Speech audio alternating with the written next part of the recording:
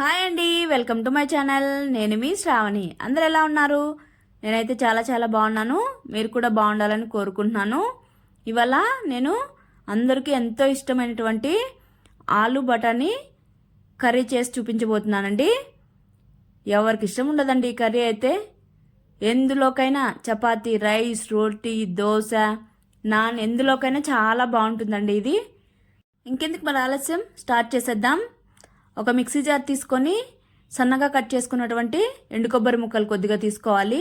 అలానే కొద్దిగా జింజరు, కొద్దిగా గార్లిక్ తీసుకొని ముందుగా ఇది పేస్ట్ చేసుకోవాలి.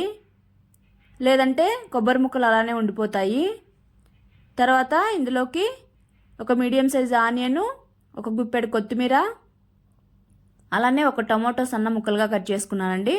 వేసుకొని మెత్తగా పేస్ట్ చేసుకోవాలి. చూడండి, సాఫ్ట్గా ఉంది కదా, ఇలా ఉండాలి. తర్వాత బఠానీ తీసుకున్నానండి. ఇక్కడ వాష్ చేసుకొని ఒక పక్కన పెట్టుకోవాలి. తర్వాత ఆలూని ఇలాగా పెద్ద పెద్ద ముక్కలుగా కట్ చేసుకొని పక్కన పెట్టుకున్నాను. నేను ఈ ప్రాసెస్ అయితే కుక్కర్లో చేస్తున్నానండి, ఈజీగా కూడా అయిపోతుంది. ముందుగా స్టవ్ మీద కుక్కర్ పెట్టుకొని ఆయిల్ వేసుకోవాలి. హీట్ ఎక్కిన తర్వాత జీలకర్ర, ఆవాలు, అలానే కరివేపాకు వేసుకొని చిట్పట్లాడనివ్వాలి. తర్వాత ఆనియన్ సన్నగా కట్ చేసుకున్నటువంటిది వేసుకొని ఇది మంచిగా బ్రౌన్ కలర్ వచ్చే వరకు మిక్స్ చేసుకుంటూ కుక్ చేసుకోవాలి. ఇది కుక్ అయిన తర్వాత ఈ మసాలా ఉంది కదండి, ఇది వేసేసుకొని మంటను మీడియం ఫ్లేమ్లో పెట్టుకొని కలుపుకుంటూ మిక్స్ చేసుకోవాలి, లేదంటే అడుగు మాడిపోతుంది.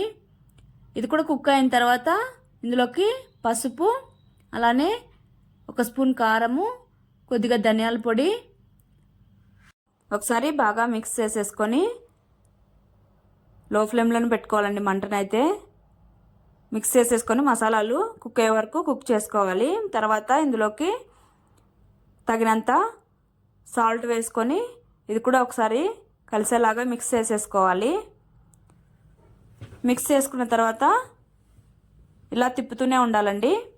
ఇందులోకి బఠానీ వేసుకోవాలి, అలానే ఆలు కూడా వేసుకోవాలి.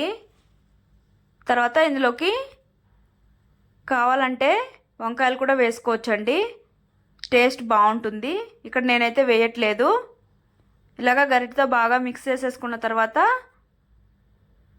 కుక్కర్ మూత పెట్టుకొని ఒక 2 మినిట్స్ అలాగా కుక్ చేసుకోవాలి. అప్పుడే ఈ మసాలా అంతా ముక్కలకు బాగా పడుతుంది. చూడండి, కుక్ అయిపోయింది. తర్వాత ఇందులోకి కొద్దిగా వాటర్ యాడ్ చేసుకోవాలండి. ఎక్కువ వాటర్ అయితే వేసుకోకండి, ఎందుకంటే కుక్కర్లో కుక్ చేస్తున్నాం కాబట్టి ఒక 2-3 విజిల్స్కే కుక్ అయిపోతుంది, వాటర్గా ఉండిపోతుంది. కాబట్టి జస్ట్ ఒక గ్లాస్ అలాగా యాడ్ చేసుకుంటే సరిపోతుంది. వాటర్ యాడ్ చేసుకున్న తర్వాత మిక్స్ చేసేసుకొని కుక్కర్ మూత పెట్టుకొని ఒక 2 విజిల్స్ రానివ్వాలి. విజిల్స్ వచ్చిన తర్వాత స్టవ్ ఆపేసి పక్కన పెట్టుకోవాలి. ఇక్కడ స్టీమ్ అంతా వెళ్ళిపోయింది. ఓపెన్ చేసి చూడండి, మిక్స్ చేసేసుకోవాలి గరిటెతో బాగా. ఇక్కడ కన్సిస్టెన్సీ అయితే సరిపోతుందండి. మిక్స్ చేసేసుకున్న తర్వాత సర్వింగ్ బౌల్లోకి సర్వ్ చేసేసుకోవడమే. అంతే అండి, ఎంతో టేస్టీ ఆలు బఠానీ కర్రీ రెడీ అయిపోయింది. ఇంకెందుకు మరి ఆలస్యం, మీరు వెళ్ళి ట్రై చేసేసేయండి. ఎలా వచ్చిందో కామెంట్ చేయండి. బాయ్.